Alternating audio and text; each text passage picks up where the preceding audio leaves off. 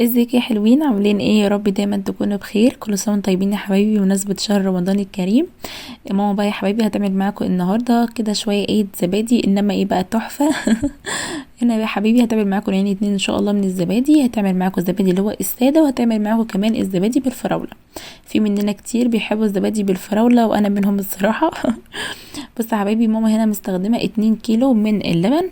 كل كيلو لبن يا جماعه بيستخدم علبتين 2 زبادي من اللي هم الصغيرين دول. تمام.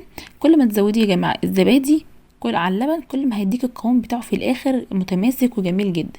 يعني هنا ماما مستخدمه هنا 2 كيلو لبن، هتحط عليهم 4 علب من الزبادي. خلاص. هنا بقى ايه، ماما بتقلبهم هنا كويس جدا كده في اللبن، وهتفصل هنا ايه شويه كده في البوله دي، لان زي ما قلت لكم هي هتعمل معاكم النهارده كمان شويه بالفراوله.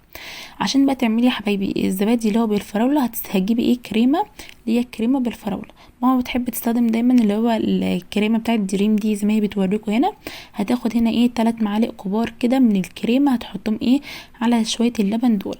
تمام. انت بقى إيه درجه اللون اللي انت عايزاه بتتحكمي ايه فيها.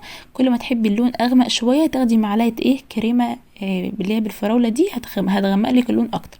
خلاص. احنا بقى عايزينه ايه لونه بيبقى لونه البينك ده، اللي احنا زي اللي احنا بنشتريه من بره، بيبقى ايه لونه جميل قوي.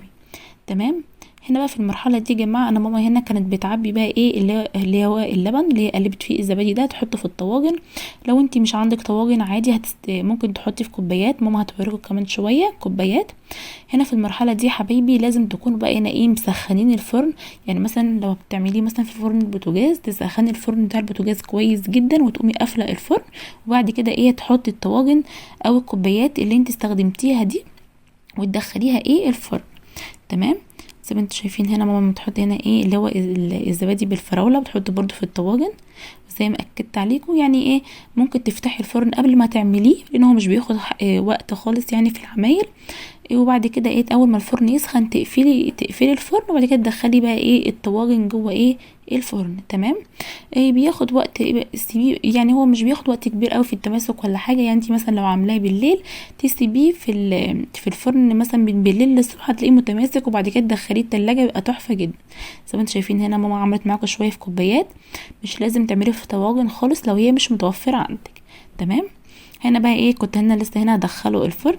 وهنا بقى كان تاني يوم، احنا عملناه مثلا من بالليل، ده تاني يوم الصبح كده كان ما شاء الله عليه، كان متماسك وتحفه جدا. ما احنا طبعا هنا ايه طلعناه من الفرن بقى كان متماسك وجميل ازاي. ما بتوريكم هنا تحفه ما شاء الله تحفه. هتقطع لكم برضو قطعه كده من الزبادي. قد ايه هو كان جميل.